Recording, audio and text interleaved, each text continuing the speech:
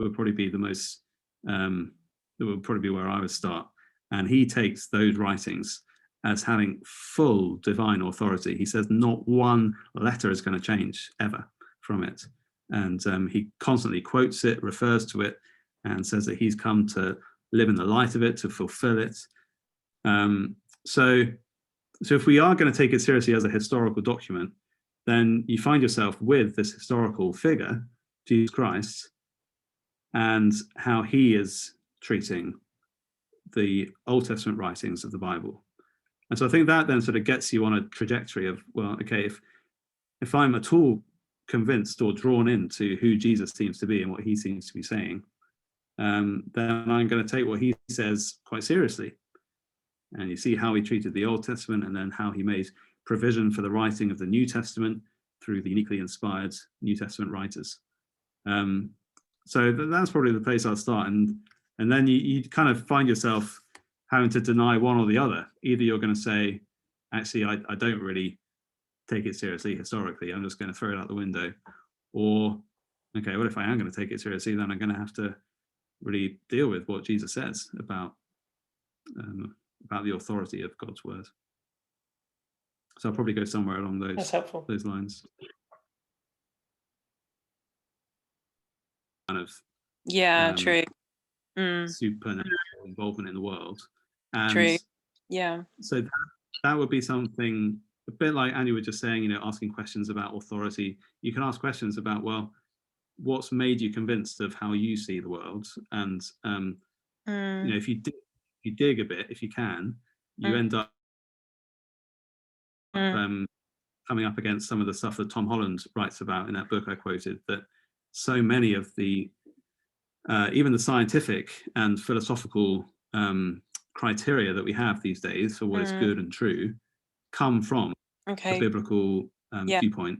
So even every Christian scientist will be keen to point out the fact that the whole scientific endeavor in the West was born out of a viewpoint, or at least a theistic viewpoint, that there is an intelligent God out there. Yeah. Is Tom Holland, is that in the Case for Christ, or is that a different book you're thinking of? No, sorry, that's Tom Holland is a non-Christian historian who has written about lots of ancient history, Persia, Greece, Rome, and his most recent book is called Dominion, the Making of the Western Mind, and it's about the influence of Jesus Christ. Can I also possibly come in here and just mention that there is a really good book by a Christian mathematician at Oxford called John Lennox, called God's Undertaker, which I've pulled from my shelf very quickly. It's very short, it's about 200 pages, and it essentially makes the point that from a scientific perspective, rather than you can absolutely be a Christian and a scientist, and that the two worldviews are not incompatible at all. And he talks about things like the absurd fact that the Earth exists, and the extreme mathematical improbability that we can walk about and not be fried by the sun and stuff like that. So it's a very, very good read. Could you what's the name of the book again? Who's it by? I'll put it in the chat. Okay. And also there is a book by the same person. Oh yeah, John. Yeah. Same person. We've got another talk in this series actually coming up from Professor Richard Buggs, who's a biologist at Queen Mary University in London, and he's going to be talking about evolution, that whole area. That's good. There are lots of very highly qualified Christian scientists out there. Speak and write on these kind of issues. So for more of the technical scientific side of things, those would be the people you do. Okay, thanks. And also, sorry, about the reliability of the Old Testament versus New Testament. Yeah, thank you. So yeah, I'm less well clued up on that, but there is a whole field of study. There is more that's been done on the New Testament because it's just more recent, and but that's not to say that there's not textual criticism that goes on of the Old Testament manuscripts. Like how I answered Will's question before, I think it was.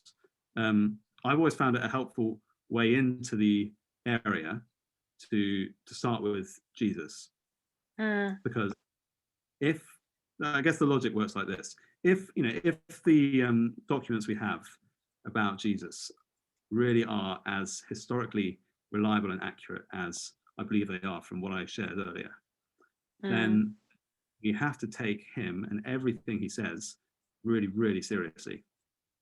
And so seriously that he claims to be, the unique God man, God come to earth. And so if he treats the Old Testament seriously, if he treats it as divinely authoritative, then that is, the killer reason to do so. But that's not to say that we don't need to look into it. There's no value in looking into it historically and textually and so on. There is, and that work goes on. But that in itself, I think, should give us a lot of confidence. And I'll look for some other things to point you to on that, because I said at the start of the talk that I would point you to various things, and I haven't yet on the Old Testament, so I will have. There's also again, sorry to jump in, resident historian, but I'd say a lot of the historical evidence for the Old Testament is archaeological in nature rather than textual. So it's a different kind of history. If you look up, for instance, the cylinders of Nabonidus, which attests to a central part of Daniel, which describes what's happening in Babylon. The fact is that these are texts. The Old Testament is a text in time, and so because it's further back from the New Testament, there's less kind of other texts going on, but there's a lot of archaeology. I can put something in the chat on that as well. Oh, thank you. And also, most people's questions just come down to genre and a misunderstanding of it. So they think, oh, you're a Christian, you must take the Bible literally. That means you think the world's 6,000 years old or something like that. And actually, just being able to speak intelligently of how to read those early chapters of Genesis is very important.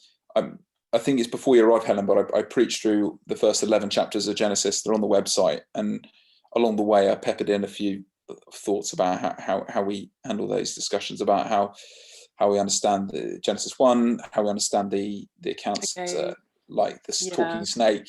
What about the ridiculous ages of people in the genealogies? What about is it a global or a local flood? Those are some of the big discussions, and that might be helpful. Yeah, thank you. Sorry, I missed that. Yeah, you should have been at church then. Sorry. You're at a different church, that's allowed. Oh, before I arrived at church? Yeah. I thought you meant before I arrived today. No, it's before. I was thinking that would be a lot to cover in 20 minutes. Yeah, no, that was before you were at CCB. Okay. They're on the website. Okay, great. Thanks, Helen. Lots of really helpful questions in there. I've got a question. Obviously, the Bible wasn't originally written in English. So how do we know that that things haven't been lost in translation? And also the fact that there's like loads of different English translations as well. Like, why do we use the NIV, and like how do we know that's the best one to use? Yeah, thank you. Great question. In terms of the language, this is why biblical studies is really valuable. And so we're thankful that people like Andy, who lead churches, have done a lot of study and even into biblical languages and things, because obviously everyone involved in literature knows that it is possible to translate, but translation always comes with some cost. So you can never fully capture the sense of the original language, but you can adequately capture it to communicate its meaning. And so most sort of confessions of faith, these kind of statements of what Christians believe, refer to the biblical texts being inspired or given by God as originally written. So that is the original languages, because then we do acknowledge that they have to be translated. So there's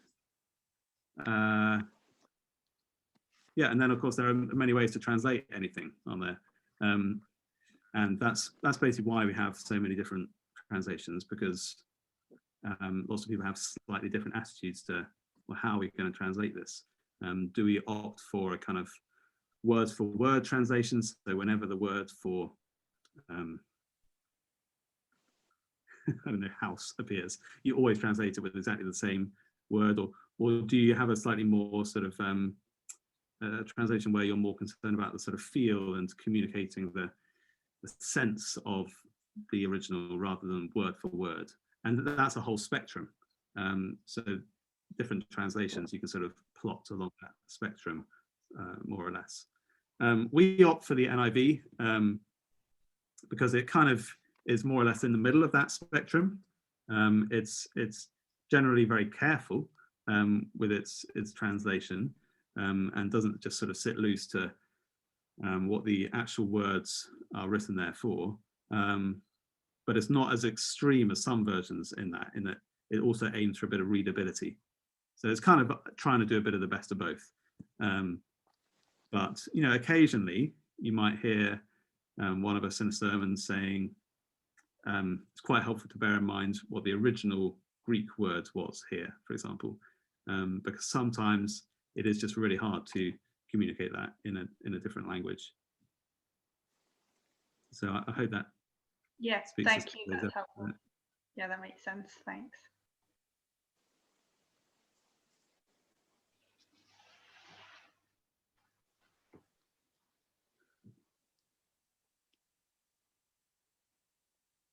Well, thanks everyone. There's 5 minutes left before we said we'd go. So